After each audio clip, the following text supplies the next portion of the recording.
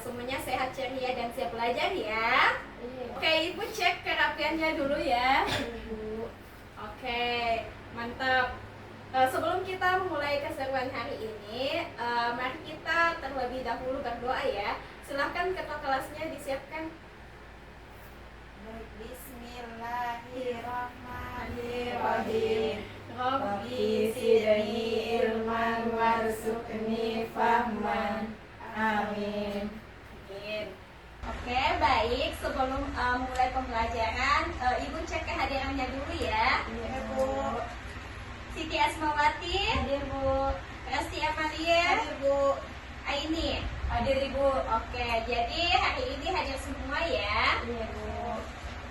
Oke, adapun tujuan pembelajaran hari ini yaitu yang pertama itu melalui pengamatan stimulus gambar, peserta didik mampu menyusun teks narasi bertema lingkungan dengan struktur yang lengkap, yaitu orientasi, komplikasi, dan resolusi. Anak-anak, sebelum Ibu beritahu kita mau belajar apa hari ini, Ibu ingin kalian memejamkan matanya sejenak. Dengarkan. Ini merupakan suara burung yang berada di hutan. Kalian dengarkan? Dengar, Ibu. Oke. Nah, tiba-tiba pohon tumbang. Oke. Silakan dibuka matanya. Tadi itu suara apa? Burung, Ibu. Burung kicau. Nah, tiba-tiba ada Suara pohon tumbang. Nah, sekarang Ibu mau tanya, bayangkan jika kalian adalah seekor burung kecil yang tinggal di atas pohon di hutan tersebut. Nah, tiba-tiba rumah kalian ditebang oleh manusia. Apa yang kalian akan lakukan dan katakan? Lari, Bu. Nangis, Ibu. Nangis. Sedih. Ya. Menyelamatkan diri. Oke. Jadi betul kata kalian semua. Pasti rasanya sedih, takut, dan bingung mau tinggal di mana lagi. Nah, hari ini kita semua akan menjadi penulis hebat. Kita akan menyuarakan isi hati hewan-hewan di hutan melalui sebuah cerita narasi dengan tema besar kita, yaitu petualangan di hutan lindung. Nah, anak-anak, untuk menjadi penulis cerita yang hebat, kita harus tahu dulu struktur atau kerangka dari teks narasi. Nah, kalian bisa lihat di sini ada 3 bagian penting dalam cerita narasi.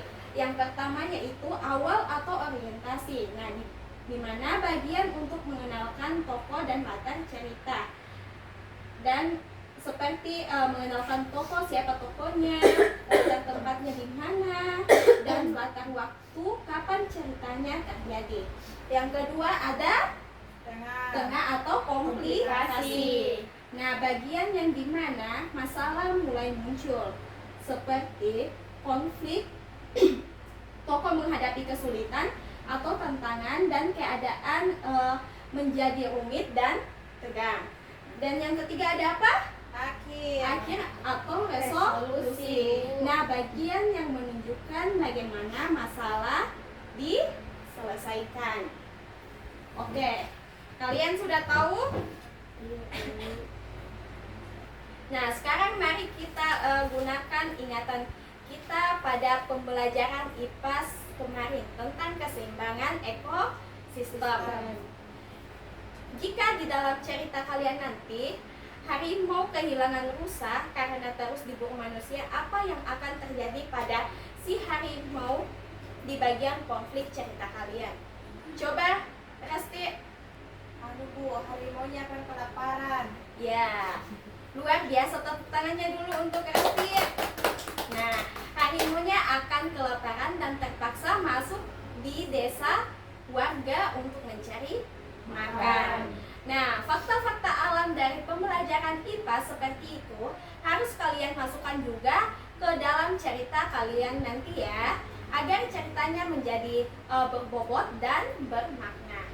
Oke, sekarang saatnya beraksi ya. Ibu akan bagikan lembar kerja menulis cerita.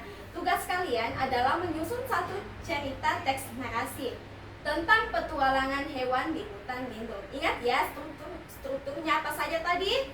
Awal, tengah, dan akhir.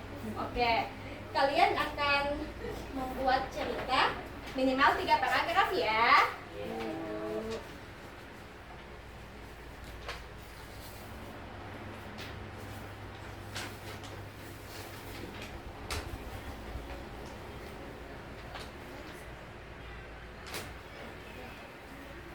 Oke, Ibu beri waktu untuk menulis teksnya ya.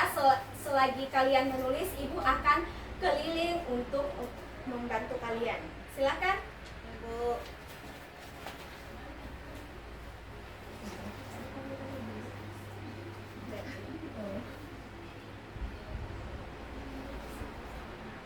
Oke, Resti bagus.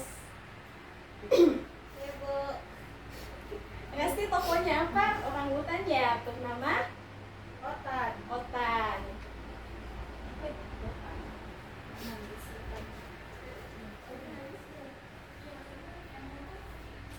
Iya, ingat ya. Nanti setelah ceritanya selesai, kalian bisa berdiskusi dulu dengan temannya ya, untuk menciptakan efek suara sederhana. Misalnya saat adegan berjalan di atas daun kering, kalian bisa meremas-remas kertas di depan kelas kalian sebagai suara latarnya atau backsoundnya ya. Iya, Bu. Sudah selesai kah? Iya, Bu. Sudah, Ibu. Sudah? Iya, Bu. Ibu lihat cerita kalian sudah selesai. Sekarang siapa yang penulis hebat yang berani maju ke depan untuk membacakan ceritanya? Saya, Bu. Wah, berani sekali. Ayo, silakan. Jadi judulnya Otan dan Bisikan Gergaji Besi. Di sebuah sudut hutan lindung Kalimantan yang sangat lebat, tinggallah seekor anak orangutan bernama Otan. Otan memiliki bulu berwarna coklat kemerahan yang sangat lebat dan sepasang mata bulat yang jenaka. Setiap pagi Otan menyapa sahabatnya, si burung enggang yang selalu bernyanyi siang di pucuk pohon ara. Hutan itu adalah rumah yang sempurna bagi mereka. Pohon-pohonan tumbuh tinggi menjulang, menyediakan buah-buahan yang manis, dan gemercik air sungai yang jernih menjadi pelapas dahaga yang menyegarkan. Namun, kebahagiaan itu tidak bertahan lama. Suatu siang yang terik, saat Otan sedang asyik mengunyah buah pisang hutan, sebuah suara asing yang sangat menekakkan telinga mengejutkannya. Ber, itu adalah suara gergaji besi untuk manusia. Sontak kawanan burung terbang berhamburan menyematkan diri satu demi satu. Pohon-pohon besar yang menjadi sumber makanan dan tempat tinggal hewan tumbang ke tanah dengan suara dentuman yang keras. Hutan yang hijau berubah menjadi gersang dalam sekejap. Sungai yang dulunya jernih kini berubah menjadi keruh dan kecoklatan karena tertutup erosi tanah. Otan menangis ketakutan di balik semak-semak. Ia kehilangan ibunya dan tidak tahu harus mencari makan di mana lagi karena rantai makanan di hutan mereka telah rusak. Dengan sisa keberaniannya, Otan berjalan terlatih-latih menuju perbatasan hutan. Beruntung, jeritan Otan terdengar oleh para petugas hutan lindung. Dengan penuh kasih sayang, para petugas menyelamatkan Otan yang lemas dan kelaparan. Mereka membawa Otan ke pusat rehabilitasi untuk dirawat. Tidak hanya itu, para petugas bersama warga desa segera bergerak maju untuk menghentikan penebangan liar tersebut dan mulai menanam kembali bibit-bibit pohon yang baru. Otan kini tahu, meski rumah lamanya telah rusak, masih ada manusia yang baik, peduli, dan berjuang untuk mengembalikan kelestarian hutan lindung teratur. Itu, Ibu. Oke, wah, luar biasa sekali. Berikan tepuk tangannya kepada Rasti dan Aini. Silakan duduk di tempatnya, Nak.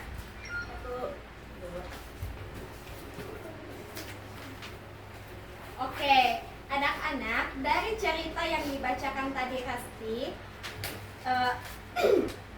eh, toko orang hutannya menangis karena kenapa? Karena ketakutan di balik semak-semak, ia kehilangan ibunya dan tidak tahu harus mencari makanan di mana lagi. Ya, jadi dia menangis karena dia kehilangan ibunya dan dia tidak tahu bagaimana lagi caranya dia mencari makan karena rantai makanan yang ada di hutan tersebut telah rusak. Oke, berarti apa refleksi yang bisa kita ambil dan mengapa menjaga hutan lindung itu sangat penting bagi hewan dan kita manusia? Ada yang bisa? Bu, Ya, apa? untuk menjaga pasokan oksigen. Oke, tepat sekali. Jadi, menjaga hutan berarti menjaga kehidupan mereka dan menjaga pasokan oksigen dan air untuk kita semua. Nah, anak-anak hebat, Ibu sangat bangga dengan hasil karya kalian ini. Imajinasi kalian luar biasa, pilihan katanya kaya, dan kalian sukses memandukan pengetahuan tentang ekosistem serta kreativitas suara ke dalam pembelajaran bahasa Indonesia kita. Jadi, mari kita simpulkan bersama. Struktur teks narasi tadi terdiri dari apa saja? 3. Ada awal. Ada awal atau orientasi. Nah, di mana itu bagiannya mengenalkan tokoh dan latar ceritanya. Yang kedua ada apa?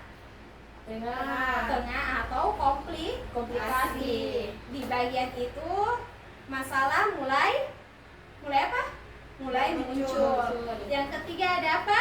Akhir atau resolusi. Bagian yang menunjukkan bagaimana masalah diselesaikan. Oke, untuk tidak lanjut di rumah, silakan rapikan kembali tulisan cerita teks narasi kalian. Perbaiki tanda baca dan ejaan yang ada pada ceritanya. Minggu depan semua cerita kalian akan Ibu jilid menjadi satu buku besar berjudul Kumpulan Dongeng Penyelamat Hutan kelas 4. Mari kita tutup pembelajaran hari ini dengan mengucapkan hamdalah. Alhamdulillah. Oke.